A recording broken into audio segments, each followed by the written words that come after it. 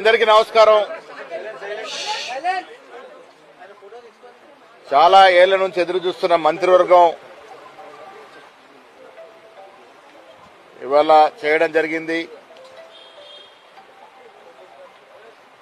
కులాల సమతుల్యం పాటిస్తూ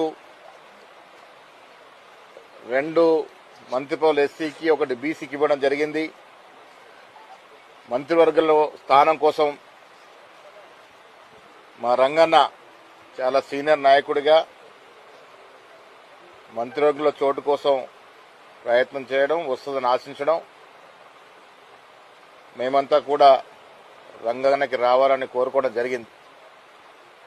సమీకరణలు దృష్ట్యా వీళ్ళ ఈ రాష్ట్రంలో కుల సర్వే చేసిన దృష్ట్యా చాలా కోణాల నుంచి ఏఐసిసి పెద్దలు ఆలోచించి 3 మాత్రమే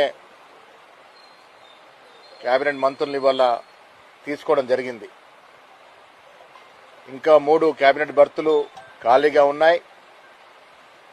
ఇవాళ రంగన్నకి వచ్చినప్పుడు రంగన్న గాని వారి నాయకత్వంలో పనిచేసే కాంగ్రెస్ సీనియర్ నాయకులు గాని కార్యకర్తలు గాని వారి కోరిక సమంజసమైనది. ఈ రాష్ట్రంలో హైదరాబాద్ రంగారెడ్డి ప్రాంతంలో దాదాపు 40% పైగా జనాభా, ఈ రాష్ట్ర జనాభాలో 40% జనాభా ఈ ప్రాంతంలో ఉంటారు.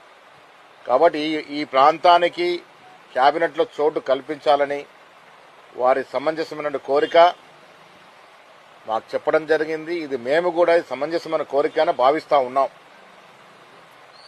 రంగన్న గారితో మాట్లాడడం జరిగింది. వారి నేతృత్వంలో పనిచేస్తున్నటువంటి ప్రజాప్రతినిధులు కార్యకర్తలతో మాట్లాడడం జరిగింది.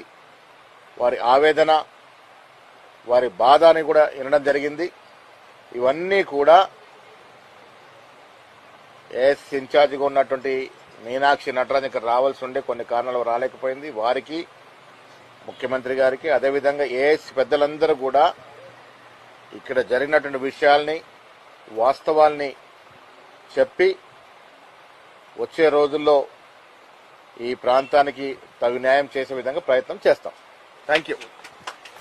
మల్లాడి రంగారెడ్డి గారి నాయకత్వం, మల్లాడి రంగారెడ్డి గారి నాయకత్వం, మల్లాడి రంగారెడ్డి గారి నాయకత్వం. జై అమర, జై అమర.